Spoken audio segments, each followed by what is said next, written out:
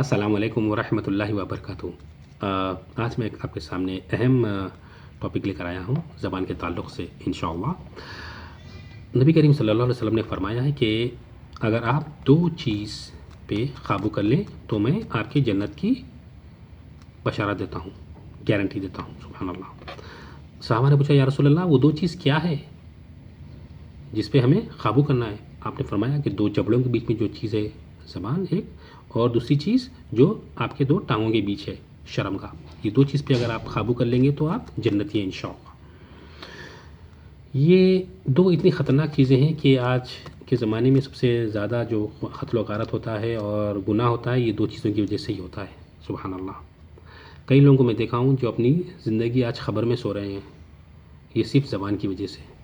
کسی کو گالی دی، سامنے والا بھی غصے میں آ گیا اور لڑائی ہوئی اور قتل ہو گیا، نعوذ باللہ۔ اب صلی اللہ علیہ وسلم نے فرمایا ہے کہ اپنے ماں باپ کو گالی دینا بہت بڑا گناہ ہے، گناہ کبیرہ ہے۔ تو صحابہ نے پوچھا یا رسول اللہ کیا کوئی اپنے ماں باپ کو بھی گالی دیتا ہے؟ تو آپ نے فرمایا کہ جب آپ کسی کے ماں باپ کو گالی دیتے ہو تو اپنے ماں باپ کو گالی دیتے ہو۔ ہر صبح جامع ترمذی کی حدیث ہے، جب آدم کا بیٹا یا بیٹی اٹھتے ہیں تو اس کے سارے پرزے پارٹس، باڈی پارٹس جو ہوتے ہیں، زبان کو کہتے ہیں او زبان، اے زبان اپنی آپ پہ قابو رکھ، کیونکہ ہماری خوشحالی اور تباہی تیرے استعمال پر ہے۔ اگر تو غلط استعمال کرے گی اپنے آپ کو تو ہم سب جہنم میں جائیں گے، اور تو صحیح استعمال کرے گی تو ہم سب جنت میں جائیں گے۔ سبحان اللہ۔ اب صلی اللہ علیہ وسلم نے فرمایا کہ مسلمان وہ ہوتا ہے جو اپنی زبان سے اور اپنے ہاتھ سے دوسرے مسلمان کو نقصان نہیں پہنچاتا۔ ایک صحابی کا نام ہے ابو موسیٰ رضی اللہ تعالیٰ عنہ، انہوں نے فرمایا کہ یا رسول اللہ سب سے بہترین اسلام کس کا ہے؟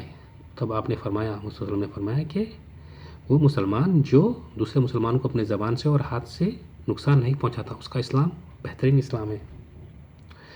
ایک اور صحابی ہے امیر بن عقبہ رضی اللہ تعالیٰ عنہ، آپ نے فرمایا یا رسول اللہ نجات کا ذریعہ کیا ہے؟ نجات کا مطلب یہ ہے کہ سکسیس، نجات، مرنے کے بعد کی کامیابی۔ تو آپ نے فرمایا کہ تین چیز فرمایا آپ صلی اللہ علیہ وسلم نے، وہ تین چیز کیا ہے؟ اگر ہم وہ تین چیز کو آج کے زمانے میں ڈالیں تو دیکھیں تو یہ ہے کوارنٹائن۔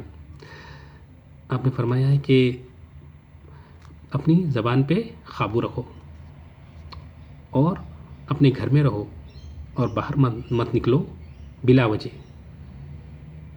جیسے کہ آپ دیکھتے ہیں مسلم کئی لوگ ہیں جو گلیوں میں کھڑے ہوئے تھے، نکڑوں پہ کھڑے ہوئے تھے، کارنرز پہ کھڑے ہوئے ہوتے ہیں، بس منطقی مارتے ہوئے، چیٹ کرتے ہوئے، غیبت کرتے ہوئے، گوسپ کرتے ہیں بلا وجہ، جبکہ یہ وقت اتنا قیمتی ہے کہ ہمیں یہ وقت ذکر میں لگانا ہے۔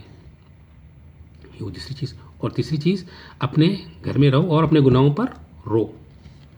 پہلی چیز ہے اپنی زبان کو قابو میں رکھو، گھر میں رہو، باہر مت نکلو بلا وجہ، اور اپنے گناہوں پر رو۔ یہ تین چیزیں آپ رسول نے فرمایا۔ رسول نے ایک اور حدیث میں یہ فرمایا کہ وہ شخص جو اللہ پہ یقین کرتا ہے اور قیامت کے دن پر یقین کرتا ہے، جب وہ اپنا منہ کھولتا ہے تو یا تو اچھی بات کرتا ہے یا تو پھر خاموش رہتا ہے۔ تو آپ جب منہ کھولیں تو صرف اچھی ہی بات کریں۔ مسلمان اچھی ہی بات کرتا ہے یا تو پھر خاموش ہوتا ہے انشاءاللہ۔